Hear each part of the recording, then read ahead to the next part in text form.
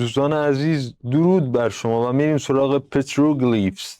همونطور که مشاهده میکنید این سنگ ها روشون یه چیزای کارف شده، یه نقشایی و به این عکس ها گفته میشه petroglyph image.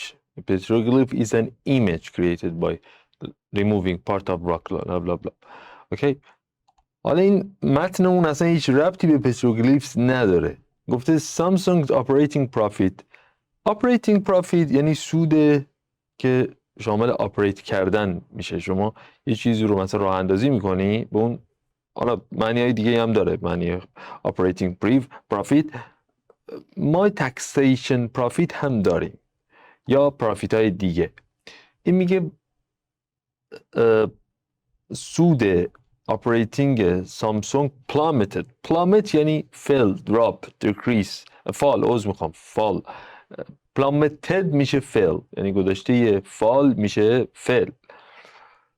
بعد decreased، البته اینجا دی هم باید میذاشتم.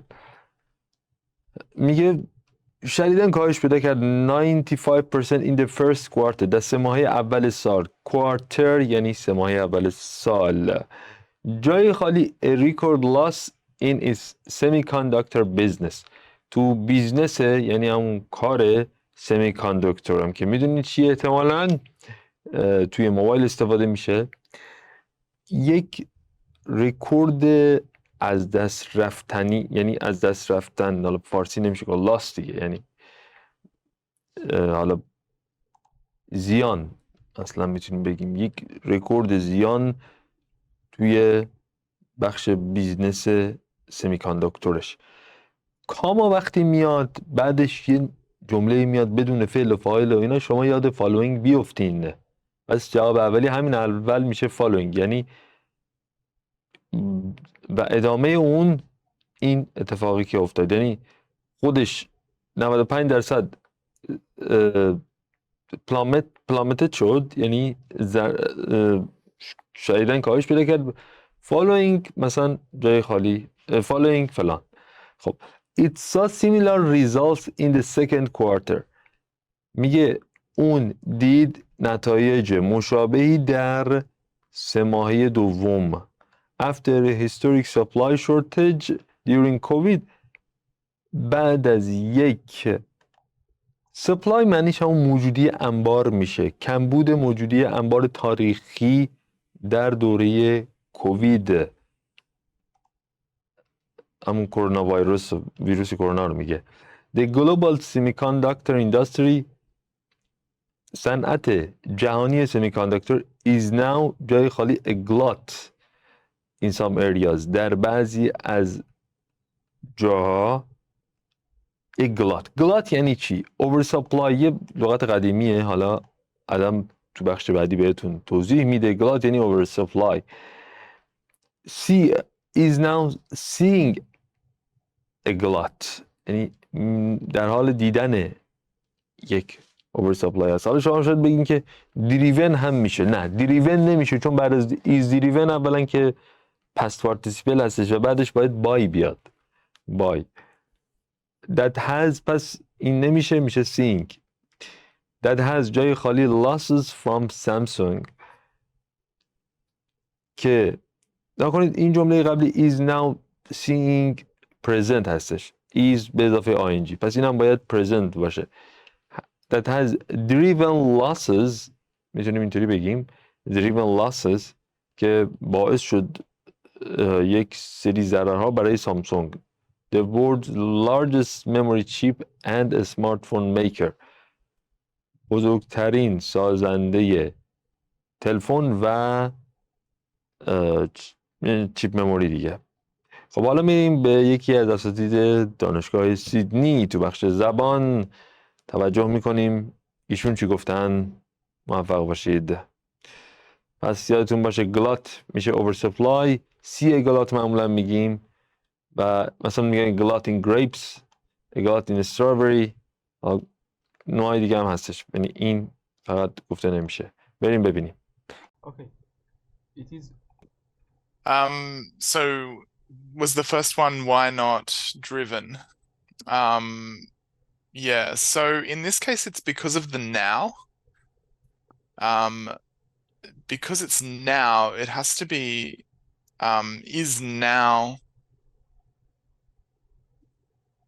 and then we kind of need to use the ing form because it's setting up a present continuous.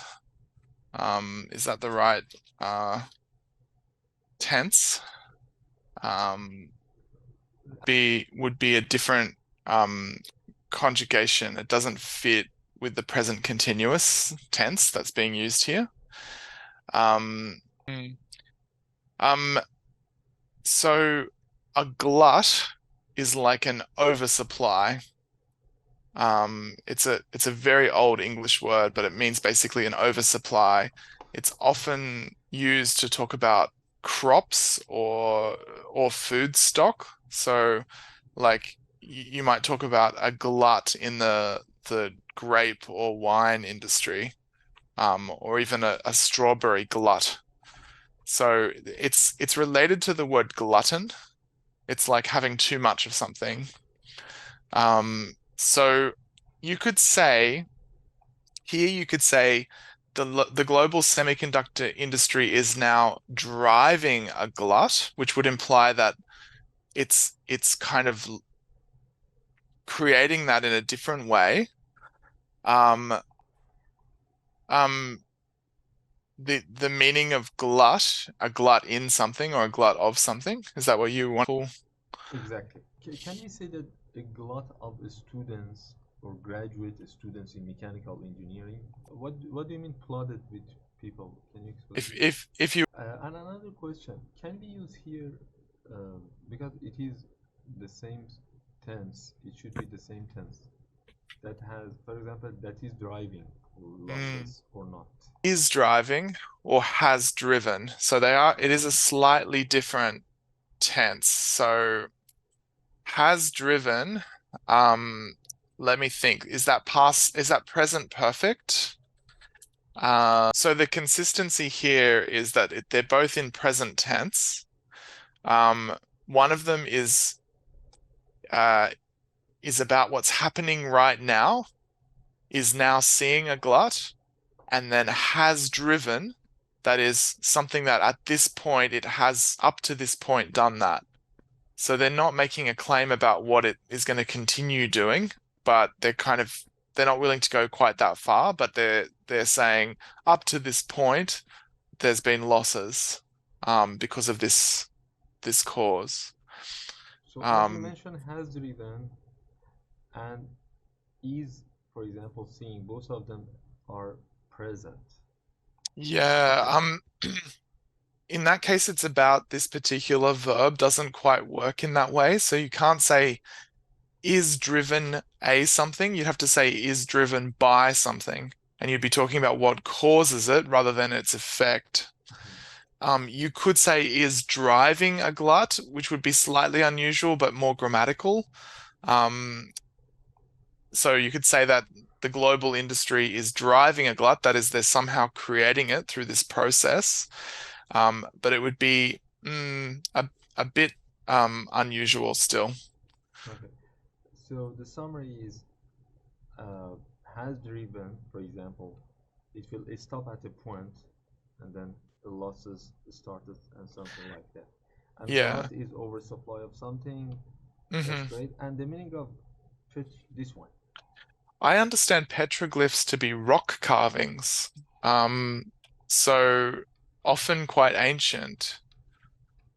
So somebody has inscribed something into a rock. Now, I'm not sure how that's related to semiconductors, but it could be to do with where the silicon is mined to create semiconductors, to create chips. Yeah. But yeah, you could say decreased. Decreased. You could say fell. Fail. So, okay. You could say dropped. Dropped. Yeah. The But reason why they dropped by the reason they've 5%, yeah. dropped, you could just say dropped 95%. Yeah, but dropped by 95% would be slightly more formal. plummeted is being used here. To plummet is to fall like off the edge of something quite steep. Like it's to fall quickly from a height.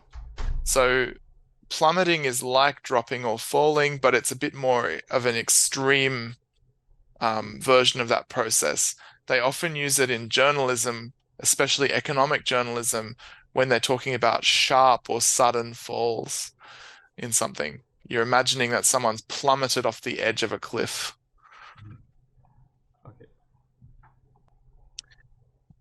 So, what I think the difference here might be is that you might have an operating profit might be something like a continuous calculation of how much money is being made, whereas you might have other calculations that are made after the fact. So in this year, how much profit did we make? So that might be profit from the perspective of taxation. That's what I think the difference might be. Like this is what they're working with. They're working on this number.